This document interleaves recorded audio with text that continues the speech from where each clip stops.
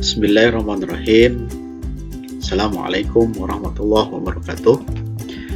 Eh, Anak-anak, pembelajaran kali ini tentang kandungan surat Al-Kafirun.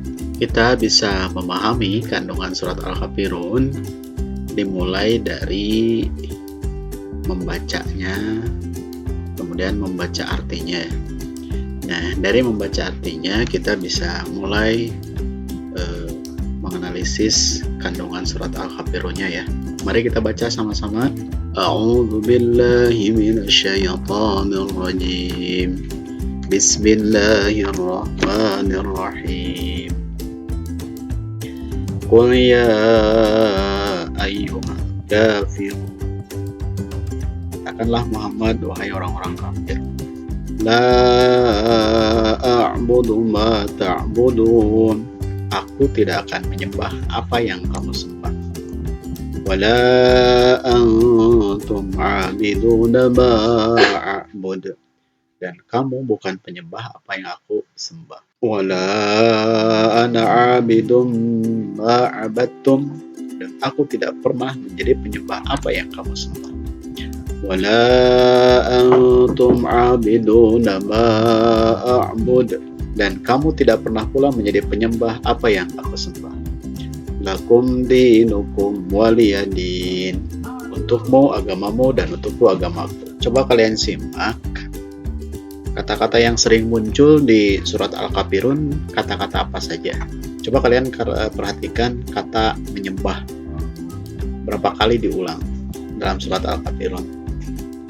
Dalam ayat 2 1 kali, ayat 3 1 kali, ayat 4 1 kali, ayat 5 1 kali. Nah, dari ayat 2 sampaikan ke ayat 5 itu terus disebutkan kata-kata menyembah. Ini artinya bahwa penekanan dalam surat Al-Kafirun itu adalah tentang penyembahan Allah. Jadi intinya dalam surat Al-Kafirun ini disebutkan bahwa kita harus betul-betul menyembah Allah, tidak boleh menyembah selain Allah.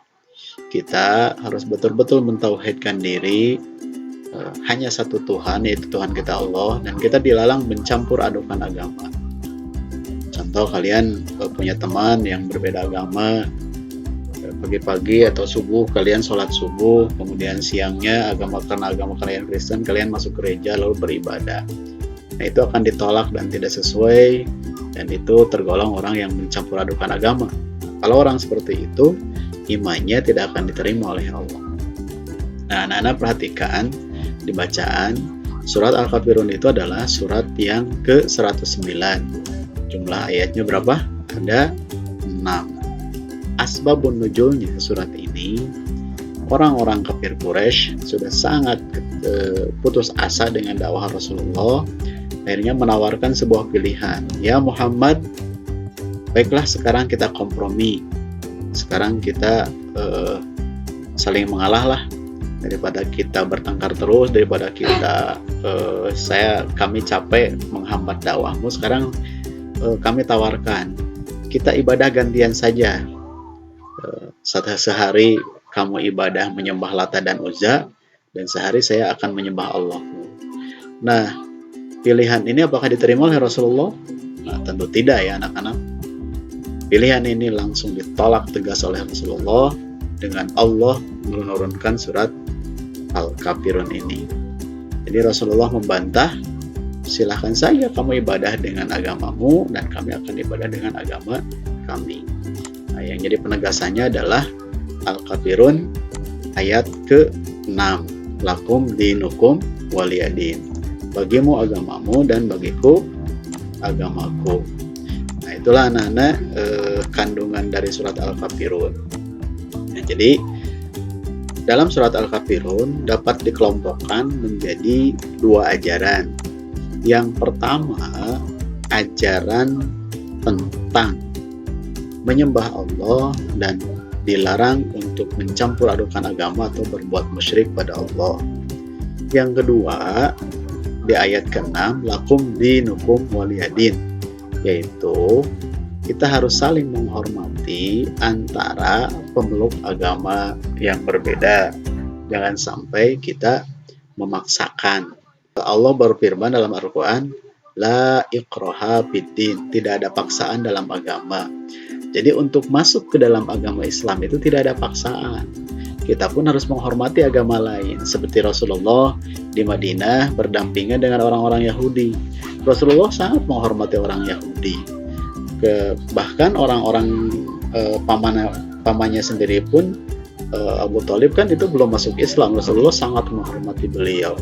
Nah, kita pun sebagai umatnya sama, harus menghormati, harus bertoleransi dengan orang-orang yang bukan pemeluk Islam. Jangan mengganggu mereka ibadah, jangan mengganggu mereka ketika merayakan hari raya, malahan kita harus menghormatinya. Itu anak-anak dari pembelajaran tentang makna kandungan surat Al-Kafirun. Nah, boleh untuk muatkan kita baca sama-sama di catatan ini bahwa kandungan surat Al-Kafirun itu yang pertama, orang-orang kafir pada masa Rasulullah untuk saling menyembah sesembahan masing-masing. Nah, agar Rasulullah berhenti berdakwah, ajakan tersebut langsung ditolak oleh Allah dengan menurunkan surat Al-Kafirun. Yang kedua, kita dilarang mencampur adukan agama dengan cara melakukan peribadatan sesuai dengan tata cara agama lain. Yang ketiga, kita harus benar-benar mengesahkan Allah dan dilarang berbuat kemusyrikan atau menyembah selain Allah. Nah, yang nomor empatnya, kita harus toleransi dan menghargai ajaran agama lain.